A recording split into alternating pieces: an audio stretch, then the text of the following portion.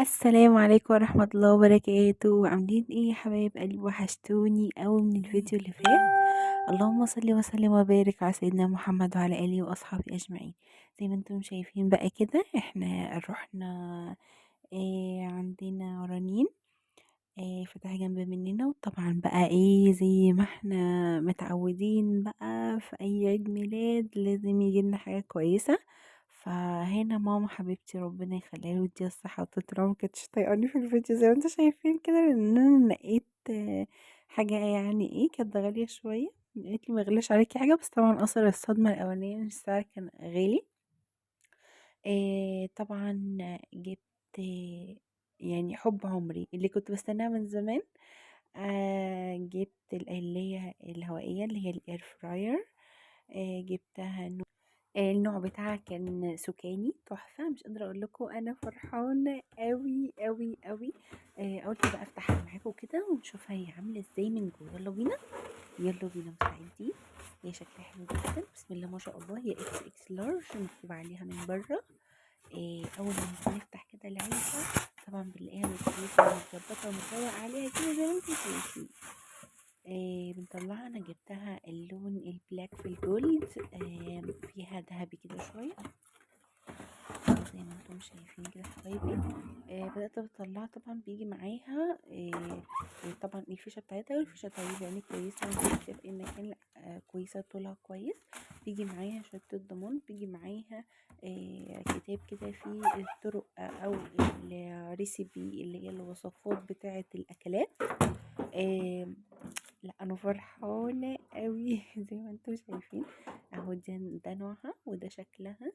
زي ما قلت لكم بلاك في جولد كده وده التصميم بتاعها شيك جدا. تحطيها اصلا وخفيفة جدا وحلوة قوي. تاخدش مكان كبير، مش مزعجة ولا حاجة. والمكان اللي من الجنب زي ما انتم شايفينه ده اللي هو المروحة. فيها مروحة من الجنب سكاني متميزة بحاجة، مروحة من الجنب ومروحة كمان من الخلف. يعني مروحتين مش مروحة واحدة. والسلسلين اللي انتوا شايفينه ده طالينه بالجولد. يلا بينا نفتحها بقى ونشوف هنعمل ايه. اول حاجة كده هبتدي كده ايه اضبط السلك بتاعها كده وابدأ اوصله. اول ما وصلته كده طبعا فتحت لنا ورد زي ما انتم شايفين السلك ده. بقى اشيل البلاستيك دي ازوج يعني. قلت لا لا لا لا والله ما شايلها، خليكي حبيبتي الجميلة متدفية الجو ساقع عليكي. وجيت بقى اول حاجه في زرار ستارت اهو زي ما انتم شايفين. طبعا هي تاتش من فوق، اخترتها تاتش محبتش الزراير لان الزراير برضو بتبوظ. فاستخدمت كده التاتش. اول بصوا كنتش عارفه ان انا اطلعها، ببص لقيت من الجنب في البلاستر ده. طبعا لازق من الجنبين كان المفروض ان هو يتشال، فقلت ياه برضه العلم زينة. زي ما انتم شايفين اتساع الحلة هي بتشيل 5 كيلو. اتساعها حلو جدا. وانا عن نفسي انا وجوزي بس مش هستخدم كتير او مش هعمل فيها كميات كبيرة، فطبعا انا مكنتش عايزة اكتر من كده. ماشي بيبقى فيه 6 لتر و7 لتر، معلومة ليكوا في 8 وكده. بس أقصى حاجة 8.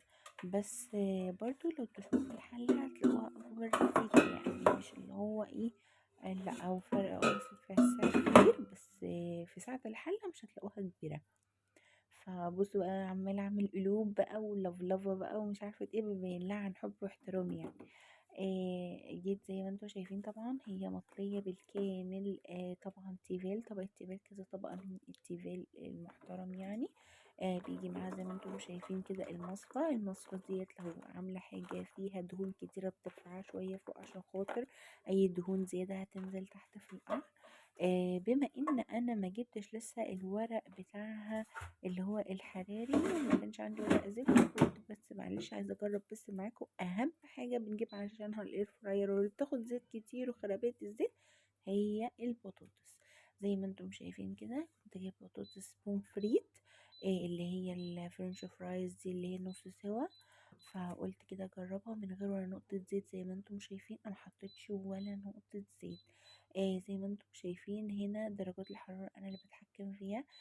ده الام ده اللي هو الموديل اللي انا بتحكم فيه البرنامج اللي انا عايزاه، اذا كان سمك، اذا كان لحمه، اذا كان فرنش فرايز، مقلي، تشيكن، اي حاجه من دي. انتي في الموديل دي هو اللي بيحدد لك الموديل، النموذج اللي انتي تكوني عايزاه. عندك اللي مرسوم عليها الساعة دي طبعا بتبقى تايمر، بتتحكمي في الوقت، والناحية التانية بتتحكمي بدرجة الحرارة وبتدوسي ستارت.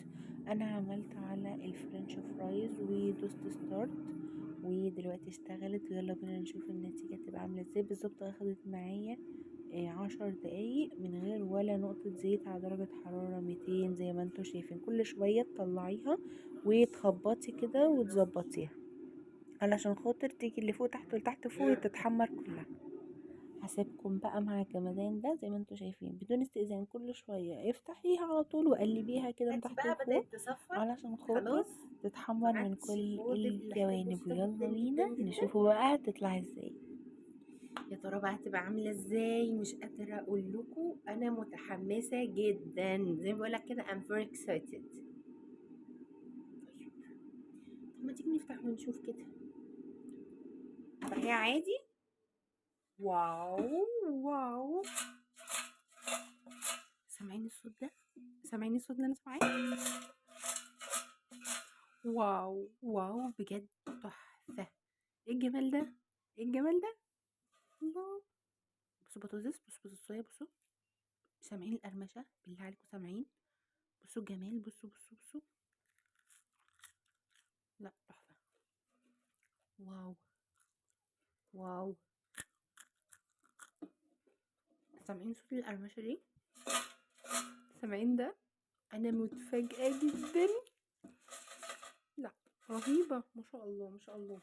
مش مستحملة يعني. لا، حلوة قوي قوي. بصوا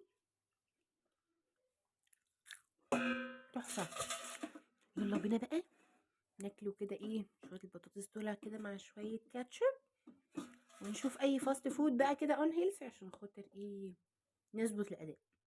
بقول لكم ايه، ما تقربوا كده وشوفوا الإجرام اللي أنا عاملاه ده. حاجة بسيطة يعني، ماشي، حاجات غالية، بس احنا ايه، كل فترة كده لازم نجدد شوية. بصوا بقى، انا مدلعة المكرونة دي. بصوا بصوا الجمال، سي فود. انا جبت كيس سي فود جاهز، بس قوليلي ايه رأيكم بقى. بصوا الجمال، مطة. واو واو. مكرونة سي فود، ايه رأيكم فيها؟ خطيرة. جبنا دي يا بنات عشان خاطر الناس اللي بتسألني، جبنة الحمد. بصوا بصوا الجمال. بصوا بقى هنزل لكم الطريقة بتاعتها. واو تحفة تحفة تحفة تحفة تحفة. مم.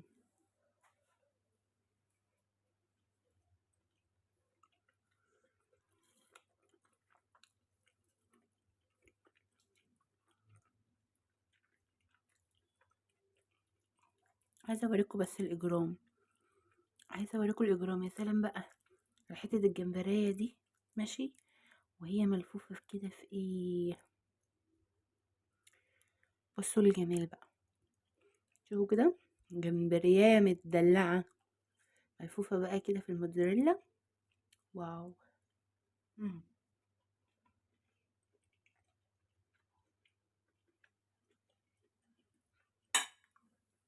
أكاد من فرط الجمال أذوب. بصوا بقى، بصوا، خلي بالكم البيتزا دي عاملاها في الاير فراير. بصوا، هي الجبنة يا جماعة، الجبنة. بصوا، واو تحفة تحفة تحفة. لو احلف لكم ان البيتزا دي توست عندي باقي في التلاجة، تقولي انا بكذب عليكم. بصوا الجمال، بصوا، تحفة تحفة تحفة تحفة. الصويا بقى مقرمشة، كلام على كبير قوي.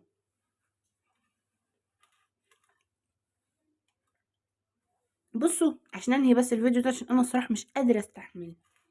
البتاعة دي كنز كنز كنز، بسم الله ما شاء الله. انصحكم تجيبوها في الغلا اللي احنا فيه، والزيت بقد كده والسكر بقد كده ومش عارفه دي بقد كده، وهي لب كتير. فاحنا محتاجين ان احنا نجيب حاجه تحافظ على صحتنا اولا، ثانيا تكون موفره لكل حاجه.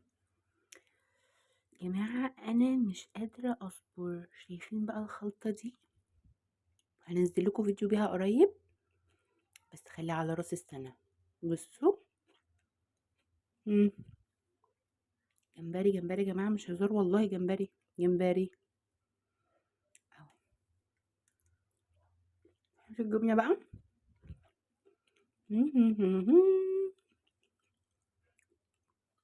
واو. بقول لكم ايه، أنا لازم افصل الفيديو ده عشان اروح اكل. اتفضلوا معايا. ما ننساش الصلاه على الحبيب، اللهم صل وسلم وبارك على سيدنا محمد وعلى اله واصحابه اجمعين. مستنياكم في الفيديو الجاي، فيديو جامد جدا. استعدوا لراس السنه، سخنوا ايديكم وحضروا نفسكم، وان شاء الله نعمل فيديو بوم كده في راس السنه باذن الله. مستنياكم في لايك وشير وسبسكرايب كتير. بحبكم في الله، والسلام عليكم ورحمه الله وبركاته.